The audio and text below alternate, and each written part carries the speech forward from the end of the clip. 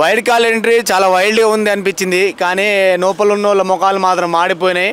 వాళ్ళ ముఖాలు తెల్ల ముఖాలు అయినాయి, వీళ్ళ ముఖాలు వెలిగిపోతున్నాయి. ఇప్పుడు ముఖ చిత్రం అదేమంటారుగా మన మన రవితేజ సినిమాలో ఇది లాఫింగ్ టైం అలా ఉంది. సో ఇప్పుడు నుంచి లాఫింగ్ ఉంటుందా మరి ఏముంటో చూడాలి. ముఖ్య అవినాష్ ఫన్ అయితే ఓకే వర్కౌట్ అవుతుంది. కాస్త మతిమీర్చి కాస్త పోయిందనుకో చాలా పరిణామాలు చోటు చేసుకోవాల్సి వస్తుంది. కానీ మనోడు కొంచెం తగ్గే ఉంటాడు అనిపించింది. ఇంకా చూడాలి ముందు ఎలా ఉంటుందో, ఎలా ఆడతారని చూడాలి. ఒకవేళ ఆడితే ముఖ్య అవినాష్ బ్రహ్మాండంగా ఆడతాడు, లేకుంటే ముక్కును రాసుకుని బయటకు వస్తాను అనిపించింది. గంగవ్వ మాత్రము వచ్చి రాగానే మన మణికంఠని ఇచ్చి పడేసింది. అరే ఉందాం అనుకుంటున్నా, పోదాం అనుకుంటున్నా, నువ్వు ఏడిస్తే నామినేషన్లో పెడతా ఒక సీరియస్ వార్నింగ్ ఇచ్చింది. దెబ్బకు గంగవ్వ ఈసారి అయితే నేను ఎడవని, ఈ వారం అయితే అస్సలు ఎడవను, మాటిస్తున్నా అని చెప్పిండు. సో మాటిస్తున్న షేర్ ఖాన్ లాగా మన మాట నిలబెట్టుకుంటాడో తెలియదు మనకంటే. ఒకవేళ నిలబెట్టుకుంటే ఈసారి టాప్ 5కి వెళ్ళిపోతాడు. ఎందుకంటే ఈ వైల్డ్ కార్డ్ వచ్చినప్పుడు మనకంటే ముఖంలో ఏదో కొంచెం కొత్త వెలితి కళ కనిపించింది. ఎందుకంటే ఈ ఫస్ట్లో ఉన్న వాళ్ళు ఈ జఫగాళ్ళు అందరూ వాడిని ఆగం పట్టించరు, వాడిని ప్రతిసారి నామినేట్ చేయడం, ఇరిటేట్ తెప్పియడం, వాడిని ఊకే సతాయించడం, ఆఖరికి నాగార్జున సార్తో సహా నేర్పించడమే. కాబట్టి వీళ్ళతో ఒక రోజున హ్యాపీగా ఉందాం బాబు, తర్వాత చూసుకుందాం అంటు మస్తు నవ్విండు, మంచి అనిపించింది.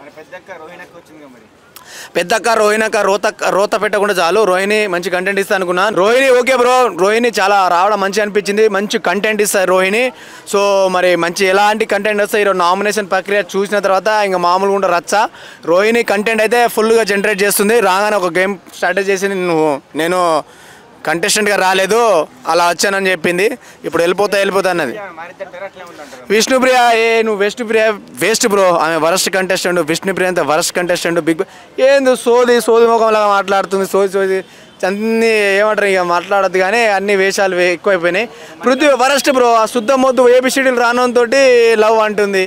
వాడేం నచ్చాడు, వాళ్ళు అందగాడు, వాడు ఏం నచ్చాడు, వానికి ఏబిసిడీలే సరిగ్గా ఎత్తలేదు. వానికి ఏం ఆ పృథ్వీ గానికి నాకు విష్ణుప్రియ అసలు ఆమె చేసే ప్రవర్తన బిగ్ బాస్ హౌస్లో అస్సలు కరెక్ట్ అనిపించట్లేదు. ఎందుకంటే దానికేమో నాగార్జున సార్ సపోర్టు, ఈమె ఎక్కింపు నవ్వులు. నాకు అస్సలు ఘోరంగా మణికంఠ కంటే ఘోరంగా ఉన్నారు వీళ్ళు. నిజం చెప్తున్నా నేను.